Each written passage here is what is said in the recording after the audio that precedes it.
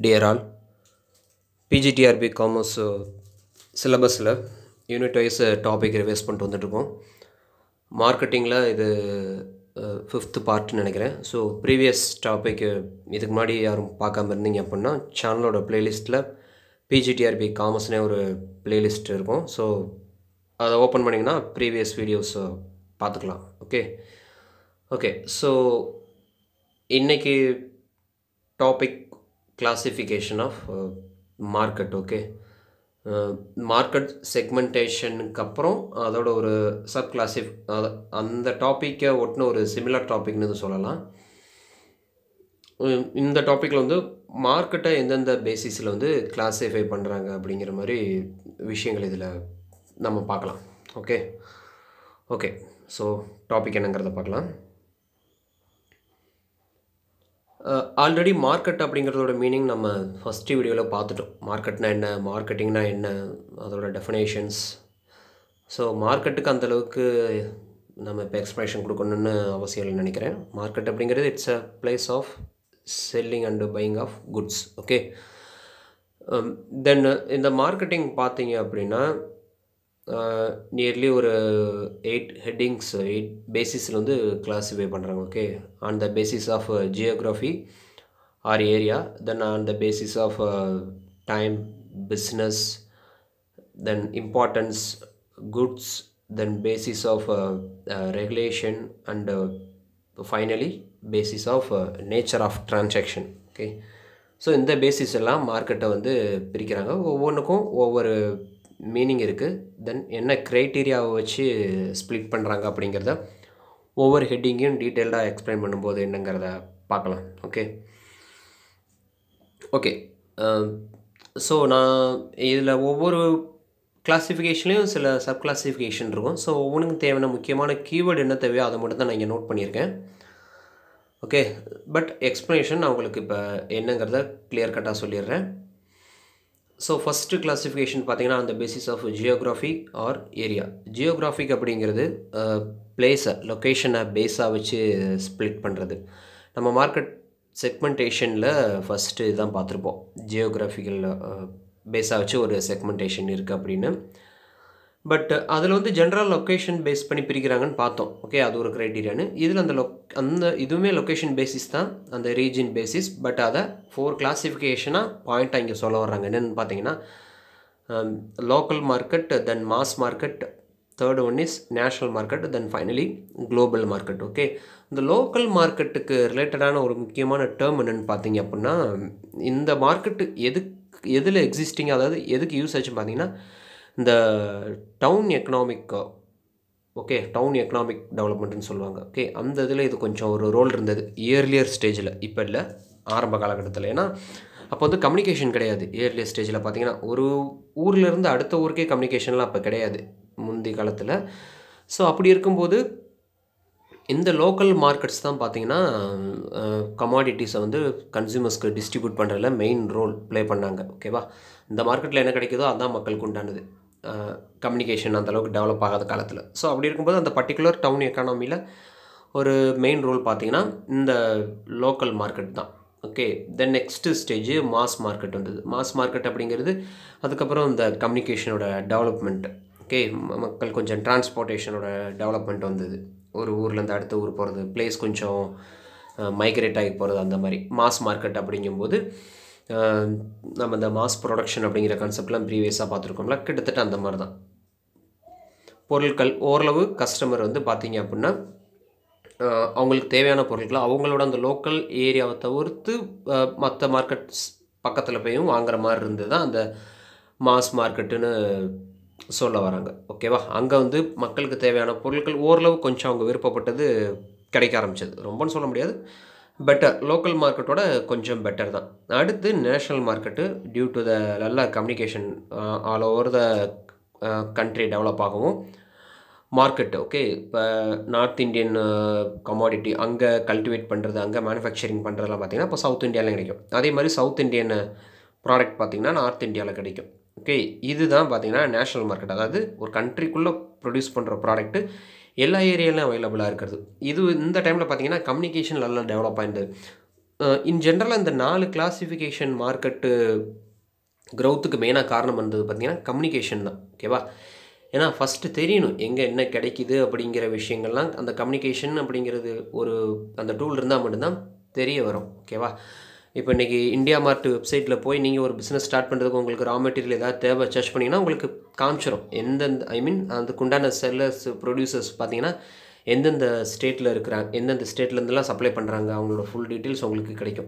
இதெல்லாம் எதனால் பாசிபிள் ஆச்சு பார்த்தீங்கன்னா through the communication. Okay, so national market அப்படிங்கிறது வித்தின் ஏ கண்ட்ரி, அவங்க அந்த கண்ட்ரியில் ப்ரொடியூஸ் பண்ணுற எல்லா ப்ராடக்ட்டும் அந்த கண்ட்ரிக்குள்ளே இருக்கிற எல்லா பிளேஸ்லையும் கிடைக்கிறது. தென் அடுத்து பார்த்தீங்கன்னா இந்த குளோபலைசேஷன், லிபரலைசேஷன் இந்த கான்செப்ட் மூலிமா பார்த்தீங்கன்னா குளோபல் மார்க்கெட். ஓகேவா? ஒரு கண்ட்ரியில் இருக்க ப்ராடக்டே வேறு ஒரு கண்ட்ரியில் கிடைக்கிற மாதிரி வாய்ப்புகள் உருவாக ஆரம்பிச்சிருச்சு. இதுதான் குளோபல் மார்க்கெட்டுன்னு சொல்லுவாங்க. ஓகே, இன்றைக்கி ட்ரெண்டில் இருக்கிறது குளோபல் மார்க்கெட் தான். எந்த கண்ட்ரியில் இருக்க ப்ராடக்டை வேணாலும் எந்த கண்ட்ரியில் இருக்கிற பீப்புள் வேணாலும் நினச்சா வாங்கி யூஸ் பண்ணிக்கலாம். ஓகே, இன்றைக்கி மார்க்கெட் அப்படி தான் ஓப்பன் மார்க்கெட்டாக தான் இருக்குது. ஓகேவா? ஆப்பிள் ஃபோன் பார்த்தீங்கன்னா யூஎஸ் பெஸ்ட்டு தான், பட் இன்றைக்கி இந்தியாவில் கிடைக்கிது. ஓகே, அதே மாதிரி நம்ம இந்தியன் மேனுஃபேக்சரிங் ஈவன் சக்தி மசாலா கூட பார்த்திங்க அப்படின்னா யூஎஸ் மார்க்கெட்லாம் கிடைக்குதுன்னு சொல்லிக்கிறாங்க. ஓகேவா? ஸோ நம்மளோட agriculture product, some engineering goods export பண்ணுறோம். அதே மாதிரி நம்மளும் சில குட்ஸ் எல்லாம் இம்போர்ட் பண்ண தான் செய்கிறோம். இதுதான் குளோபல் மார்க்கெட். ஓகே, இதெல்லாம் இந்த குளோபல் மார்க்கெட் அப்படிங்கிறது கம்யூனிகேஷனோட ஒரு என்ன சொல்கிறது, ஒரு உச்சக்கட்ட வளர்ச்சியினால் வந்த ஒரு விஷயம் தான் இந்த குளோபல் மார்க்கெட் அப்படிங்கிற ஒரு விஷயம். ஓகேவா? ஸோ லோக்கல் அப்படிங்கிறது ஒரு பர்டிகுலர் டவுனு, மாஸ் மார்க்கெட் அப்படிங்கிறது ஒரு ஊர், தென் பக்கத்து ஊர் அந்த மாதிரி. ஓகே, தென் நேஷ்னல்னு வரும்போது வித்தின் அ கண்ட்ரி, ஒரு கண்ட்ரி ஃபுல்லாக இருக்கிற குட்ஸ் கிடைக்கிது. குளோபல் அப்படிங்கும்போது world wide, all over the world யாருனாலும் எந்த ப்ராடக்டை வேணாலும் யூஸ் பண்ணிக்கலாம் அப்படிங்கிற ஒரு கண்டிஷன் தான் global market. Okay, then next classification பார்த்திங்கன்னா அந்த பேசிஸ் ஆஃப் டைம். ஓகே, மொத்தம் 3 டைப் பிரிக்கிறாங்க. Very short term and long period market. ஓகேவா? இந்த வெரி ஷார்ட் பீரியட் மார்க்கெட்டில் மெயினாக என்ன மாதிரியான குட்ஸு சேல்ஸ் பண்ணுவாங்க பார்த்தீங்கன்னா பெரிஷபிள் ப்ராடக்ட். ஓகே, இதுதான் இந்த மார்க்கெட்டுக்கு உண்டான முக்கியமான கீவேர்டு. பெரிஷபிள் ப்ராடக்ட் அப்படிங்கிறது உங்களுக்கே தெரியும், வெஜிடபிள்ஸ் இந்த மாதிரி. ஓகே, அதெல்லாம் நம்ம ஸ்டோர் பண்ணி வச்சுருந்தாலும் ஒரு பர்டிகுலர் பீரியட் தான் ஸ்டோர் பண்ண முடியும், அதுக்கப்புறம் முடியாது. ஓகேவா? சில வெஜிடபிள்ஸ் இந்த ஃப்ளவர்லாம் பார்த்திங்க அப்படின்னா அன்றைக்கி ஒரு நாள் தான் அதுக்கு லைஃப் டைமு. அன்றைக்கி செடியிலேருந்து எடுத்துட்டாங்க அப்படின்னா அவ்வளோதான், அதோட முடிஞ்சிச்சு. ஸோ சேல்ஸ் பண்ணல அப்படின்னா அது வேஸ்ட்டு தான். ஓகேவா? இந்த மாதிரி மார்க்கெட்லாம் அந்த பொருளை விற்பாங்க, அடுத்து காணாமல் போயிடுவாங்க, அந்த மாதிரி. ஓகே, இதெல்லாம் இந்த மாதிரியான ப்ராடக்டை டீல் பண்ணுற மார்க்கெட் தான் பார்த்திங்கன்னா வெரி ஷார்ட் பீரியட் மார்க்கெட்டுன்னு சொல்கிறாங்க. தென் நெக்ஸ்ட்டு பார்த்திங்கன்னா ஷார்ட் பீரியட் மார்க்கெட். இந்த ஷார்ட் பீரியட் மார்க்கெட் மெயினாக பார்த்திங்கன்னா இந்த வில்லேஜஸ் சைடு பார்க்கலாம், வாரச்சந்தைன்னு சொல்லுவாங்கள்ல.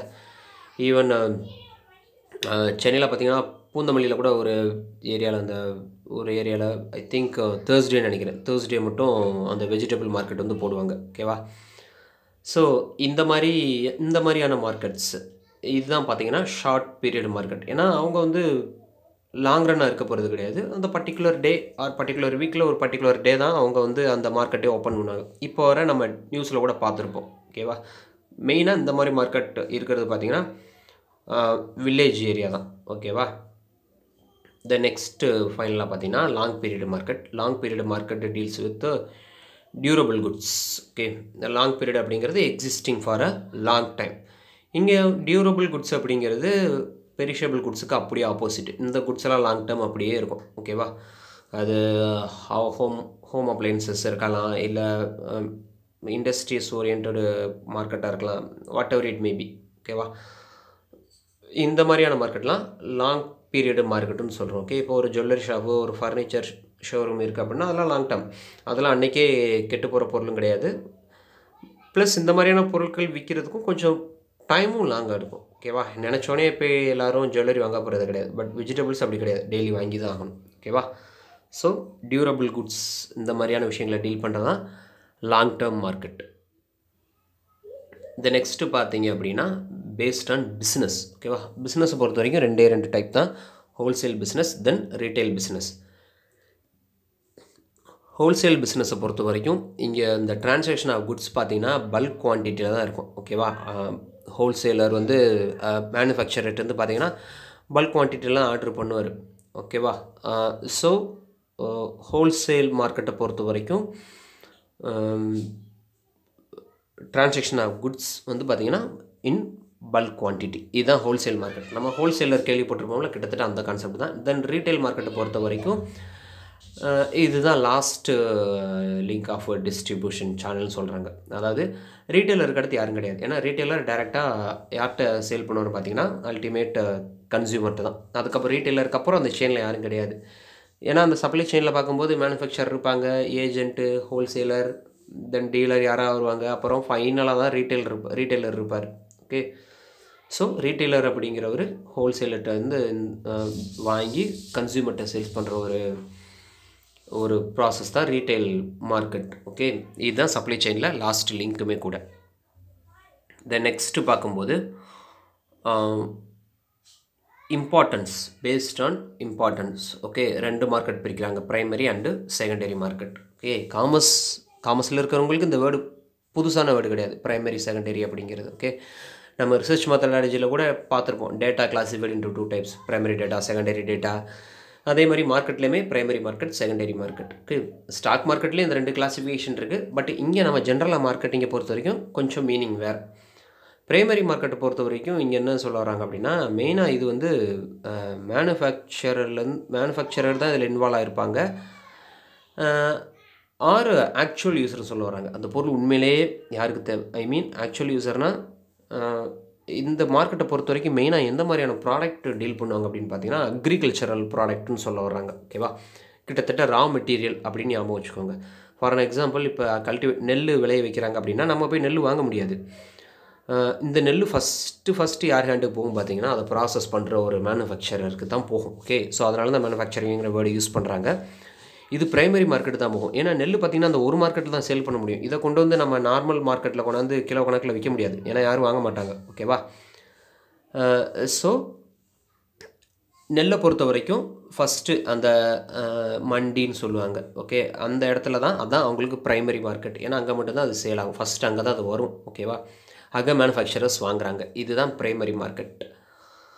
தென் செகண்டரி மார்க்கெட்டை பொறுத்த வரைக்கும் semi or partly finished goods அப்படின்னு சொல்ல வராங்க. ஓகேவா, செமி ஃபினிஷ்டு குட்ஸ் அப்படின்னா இப்போ ஃபார் அன் எக்ஸாம்பிள் நம்ம ஃபஸ்ட்டு சொன்ன நெல்லை எடுத்துட்டோம் அப்படின்னா நெல் எடுத்துகிட்டு வருவாங்க. தென் அந்த நெல்லை பாயில் பண்ணி அதை ட்ரை பண்ணி அதை ப்ராசஸ் பண்ணுறது செமி ப்ராசஸ்ன்னு சொல்லலாம். ஓகேவா, ஏன்னா சில பேர் அந்த ப்ராசஸோடு நுப்பாட்டிட்டு அடுத்து வேறு யார்ட்டையாவது அதை சேல்ஸ் பண்ண கொடுத்துருவாங்க. ஏன்னா அதுக்கப்புறம் இன்னும் ப்ராசஸ் இருக்குது, அதை பாலிஷ் பண்ணுறது இருக்குது, தென் பிராண்டிங் பேக்கேஜ் இருக்குது. ஓகேவா, ஸோ ஃபஸ்ட்டு நெல்லாக வருது, அது ப்ரைமரி மார்க்கெட்டுக்கு வருது.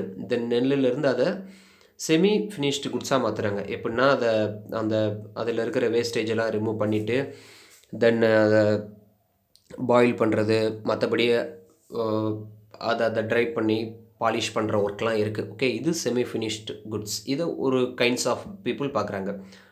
டெர்மினல் மார்க்கெட்டுன்னு வரும்போது அந்த ப்ராசஸ் பண்ண ரைஸை ஃபைனலாக பேக் பண்ணி அல்டிமேட்டு கன்சியூமர் யாரோ அவங்களுக்கு சேல்ஸ் பண்ணிடுறாங்க. ஓகே, இதுதான் டெர்மினல் மார்க்கெட் அப்படிங்கிறாங்க. ஸோ ப்ரைமரி மார்க்கெட்டை பொறுத்த வரைக்கும் அந்த ப்ராடக்ட்டு கல்டிவேட் பண்ண உடனே ஃபஸ்ட்டு அந்த மார்க்கெட்டுக்கு தான் வரும், வேறு எங்கேயும் போகாது. அதுதான் ப்ரைமரினாலே ஃபஸ்ட்டு திங் அப்படின்னு தான் அர்த்தம். ஓகேவா, செகண்டரி அப்படிங்கும்போது அது அங்கே ப்ரைமரி மார்க்கெட்டில் வாங்கினவங்க ப்ராசஸ் பண்ணி செகண்டரி மார்க்கெட்டுக்கு கொண்டு வராங்க. அங்கே யாருக்கு தேவையோ அவங்க வாங்கிக்கலாம். அது செமி ஃபினிஷ்டு குட்ஸாக தான் இருக்கும். தென் ஃபைனலி அந்த குட்ஸை ஃபினிஷ்டு குட்ஸாக மாற்றி டெர்மினல் மார்க்கெட்டுக்கு கொண்டு வந்து அல்டிமேட் கன்சியூமருக்கு கொண்டாந்துறாங்க. ஏன்னா கன்சியூமர் ஒரு பொருளை வாங்க போகிறாரு அப்படின்னா அது எல்லாமே மோஸ்ட்லி ஃபினிஷ்டு குட்ஸாக தான் இருக்கும்.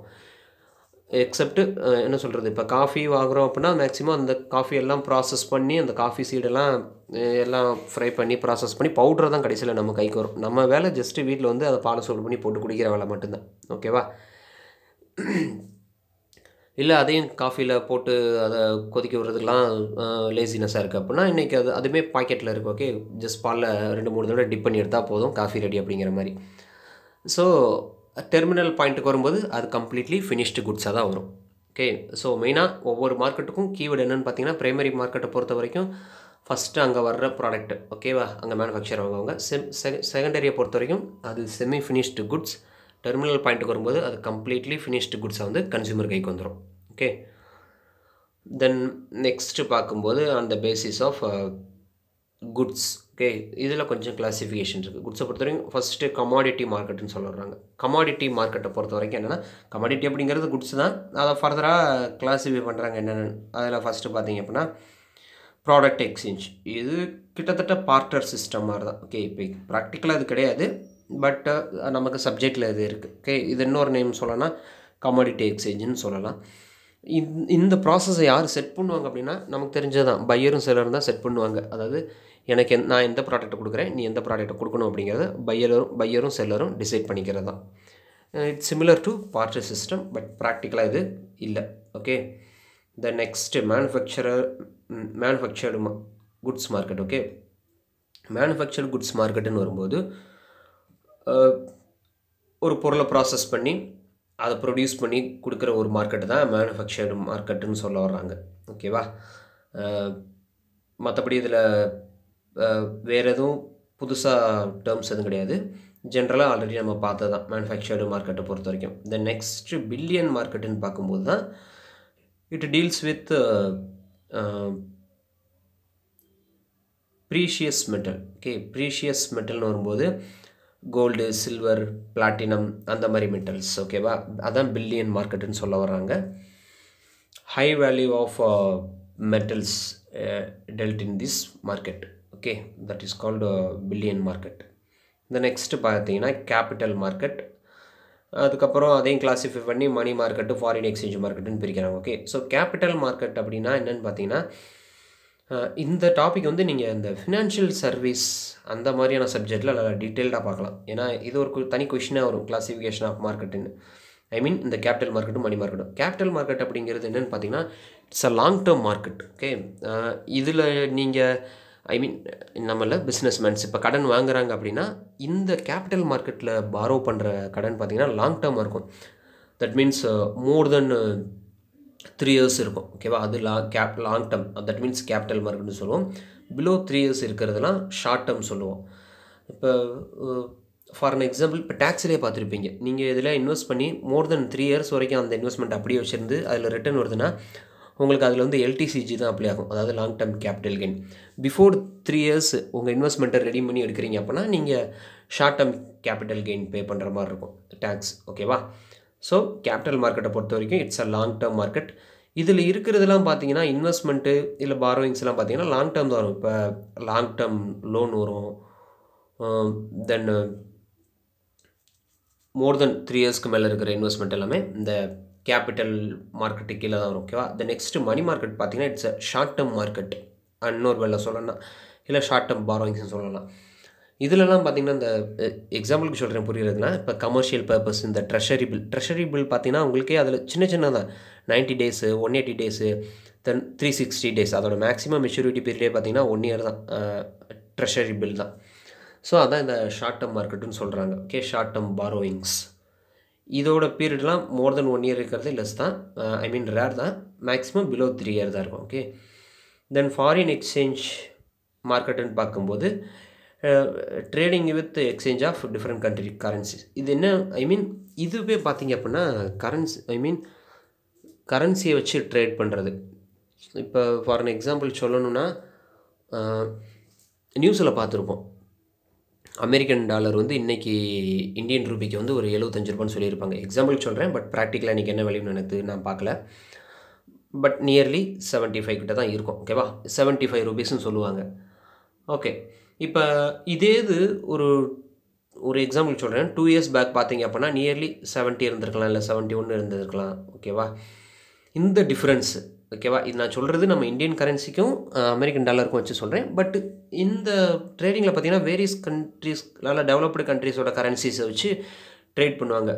யூரோப்பு, தென் யூஎஸ் டாலரு, இந்த மாதிரியான விஷயங்கள்லாம். ஓகேவா, ஐ மீன் இந்த ட்ரேட் எதை பேஸாக வச்சு நடக்குன்னா அந்த கரன்சி வேல்யூவை வச்சு, ஓகே, வாங்குற விற்கிற அந்த டிஃப்ரென்ஸை வச்சு தான் ட்ரேட் பண்ணுவாங்க.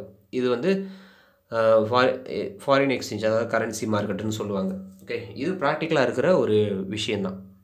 ஓகே, த நெக்ஸ்ட் பார்த்தீங்கன்னா பேஸ்ட் ஆன் ரெகுலேஷனில் 2 மார்க்கெட் இருக்குது. ரெகுலேட்டட் மார்க்கெட், அன்ரெகுலேட்டட் மார்க்கெட்னு சொல்கிறாங்க. ரெகுலேட்டட் மார்க்கெட் அப்படின்னா இதுக்குன்னு ஸ்டாச்சுட்டரி மெஷர்ஸ், ஓகே, ஸ்டாச்சுட்டரி பாடி இருக்கும், ஒரு கான்ஸ்டியூஷன் லா இருக்குன்னு சொல்ல வர்றாங்க.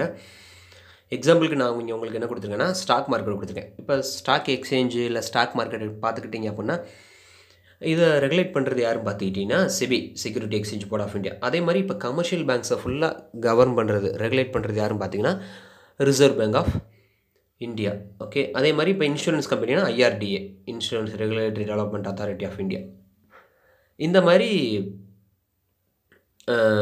ஒவ்வொரு செக்டாரையும் ரெகுலேட் பண்ணுறதுக்கு ஒரு ஸ்டாச்சுட்டரி பாடி இருக்குது. ஓகே, அதே மாதிரி மியூச்சுவல் ஃபண்டுக்கு ஆம்ஃபின்னு சொல்லுவாங்க. ஓகே, இந்த மாதிரி ஒவ்வொரு செக்டாருக்கும் ஒவ்வொரு ரெகுலேட்டட் பாடிஸ் இருக்குது. அவங்களுக்குன்னு separate rules and regulations measures இருக்கும். அது மூலமாக கவர்ன் பண்ணுவாங்க, ரெகுலேட் பண்ணுவாங்க. ஏன்னா இதெல்லாம் கவர்மெண்ட் அப்ரூவ்டு ப்ளஸ் எந்த ஒரு ஃப்ராடுலண்ட்டும் நடந்துடக்கூடாது அப்படிங்கிறக்காக தான் இந்த ரெகுலேஷன் அப்படிங்கிறது. அன்ரெகுலேட்டட் மார்க்கெட்டுங்கும் போது இது கவர்மெண்ட் அப்ரூவ்டோ இல்லை லீகலி அப்ரூவ்டோ கிடையாது. எக்ஸாம்பிளுக்கு இங்கே நான் உங்களுக்கு பிட்காயின் கொடுத்துருக்கேன். பிட்காயின் அப்படிங்கிறது நம்ம கேள்விப்பட்டிருப்பீங்க, காமர்ஸ் மேஜரில் இருக்கிறவங்க. பிட்காயின் அப்படிங்கிறது காமர்ஸ் மேஜரில் மேபி ஜென்ரலாக யாராவது பார்த்துருந்தீங்கன்னா கூட இந்த கேள்விப்பட்டேன். இது வந்து விர்ச்சுவல் கரன்சின்னு சொல்லுவாங்க. இந்த பிளாக் செயின் டெக்னாலஜி யூஸ் பண்ணி அல்காரிதம்லாம் யூஸ் பண்ணி நம்ம ஹியூமன் பீயிங்ஸே ஆர்டிஃபிஷியலாக க்ரியேட் பண்ணுற ஒரு கரன்சின்னு. இது பார்த்திங்கன்னா லீகலி அப்ரூவ்டு கிடையாது. பட் இதுவுமே ட்ரேட் ஆகிட்டு தான் இருக்குது. எந்த நம்பிக்கையில் அப்படின்னா இதுக்கு டிமாண்டு, அதாவது இந்த கிரே மார்க்கெட்டுன்னு சொல்லுவாங்க. ஓகேவா? ஸோ இதுக்கு டிமாண்டு இருக்குது. இதில் இந்த இப்போ ப்ரீவியஸாக ஒரு டாபிக் பார்த்தோம், ஃபாரின் எக்ஸ்சேஞ்ச் கரன்சி வச்சு ட்ரேட் பண்ணுறதுன்னு. அதே மாதிரி தான் பிட்காயின் வச்சு ட்ரேட் பண்ணுவாங்க. ஓகேவா? ஷேரோட ரேட்டு ஏறுற மாதிரி இந்த பிட்காயினோட ரேட்டும் பார்த்திங்க அப்படின்னா இன்க்ரீஸ் ஆகிட்டே இருக்கும். ஒரு அமௌண்ட்டில் வாங்கியிருப்பாங்க, தென் இன்க்ரீஸ் ஆனோடனே அதை சேல் பண்ணுறது. இந்த மாதிரி விஷயத்துக்கு தான் பிட்காயின் யூஸ் பண்ணுறாங்க. இது இந்த பிட்காயின் அப்படிங்கிற அந்த ஒரு விஷயம் பார்த்திங்கன்னா எந்த ஒரு கவர்மெண்ட்டும் அப்ரூவ் பண்ணலை லீகல் அப்படின்னு சொல்லிட்டு. இது ஒரு விர்ச்சுவல் கரன்சி தான். ஓகேவா?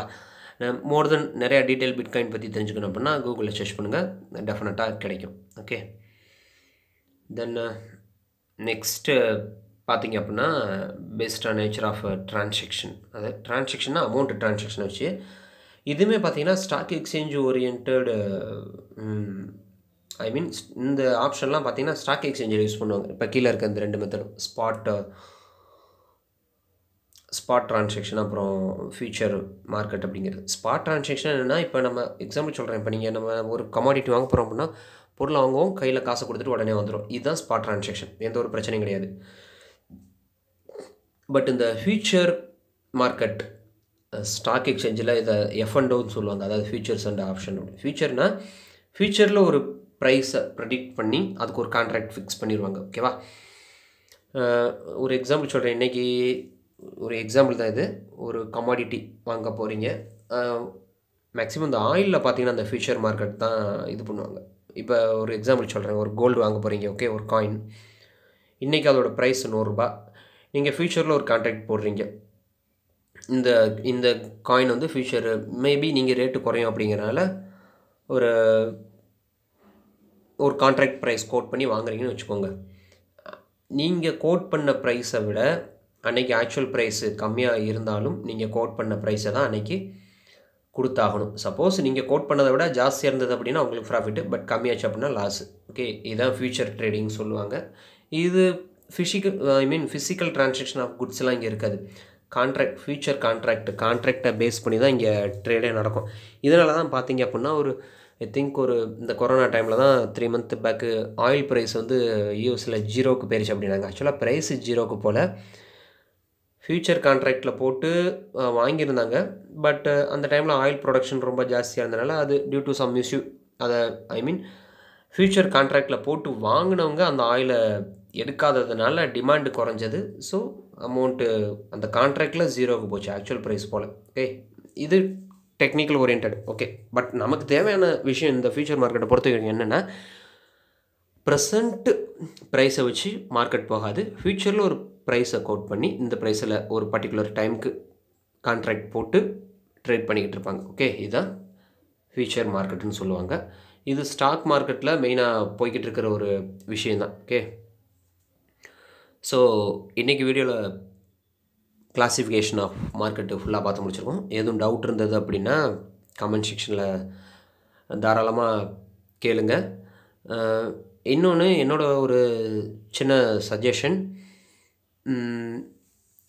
மெட்டீரியல்ஸ் பொறுத்த வரைக்கும் நீங்கள் எனக்கு சில பேர் கால் பண்ணதை வச்சு நான் சொல்கிறேன். நிறையா பேர் அமௌண்ட்லாம் வெளியே ஜாஸ்தியாக இருக்குது அப்படின்னாங்க மெட்டீரியல். நான் பார்த்த வரைக்கும் நமக்கு இந்த பிஜிடிஆர்பியில் இருக்கிற சிலபஸ் பார்த்தீங்க அப்படின்னா யூஜி பிகாம் புக்ஸை நீங்கள் கவர் பண்ணாலே போதும், உங்களுக்கு எல்லா டாப்பிக்குமே கவர் ஆயிரும். ஓகேவா? ஸோ இதுக்குன்னு நீங்கள் ரொம்ப ஜாஸ்தியான அமௌண்ட்டு போட்டு மெட்டீரியல் கலெக்ட் பண்ணணுன்னு அவசியம் கிடையாது. லைப்ரரி ஏதாவது இருந்தது அப்படின்னா யூஸ் பண்ணுங்கள். சிலபஸை வச்சு புக்கில் இருக்க யூனிட்ஸை ஜெராக்ஸ் பண்ணாலும் சரி, இல்லை நீங்கள் புக்கு வாங்கிக்கிட்டாலும் சரி, மோர் தென் எனஃப். நீங்கள் புக்காக கலெக்ட் பண்ணி வாங்கினா கூட உங்களுக்கு அதிகமாக ஜாஸ்தி அமௌண்ட் வராது. பட் நீங்கள் ஏதாவது செப்பரேட்டாக ஒரு இன்ஸ்டியூஷன் அப்படிங்கிறதுல போய் மாட்டிட்டு நியர்லி 10,000 8,000 அந்த மாதிரிலாம் கொடுத்து வாங்குறது என்னை பொறுத்த வரைக்கும் தேவையில்லாத ஒரு விஷயந்தான். ஓகேவா? ஏன்னா என்னோடய ப்ராக்டிக்கல் எக்ஸ்பீரியன்ஸில் நான் சொல்கிறேன். ஏன்னா நான் செட் எக்ஸாம் படித்து பாஸ் பண்ணும்போது இதுக்கு நாங்கள் மெட்டீரியலுக்கு தனியாக அமௌண்ட் போட்டது கிடையாது. சிலபஸ்க்கு உண்டான புக்ஸை மட்டும்தான் கலெக்ட் பண்ணி படித்தோம். ஓகேவா? இது என்னோடய சின்ன சஜஷன் தான். உங்களுக்கு எப்படி சூட்டபிள் ஆகுது அப்படிங்கிறத பார்த்துக்கோங்க. நெக்ஸ்ட்டு டாப்பிக்கை நெக்ஸ்ட் வீடியோவில் பார்க்கலாம். Until then, thank you.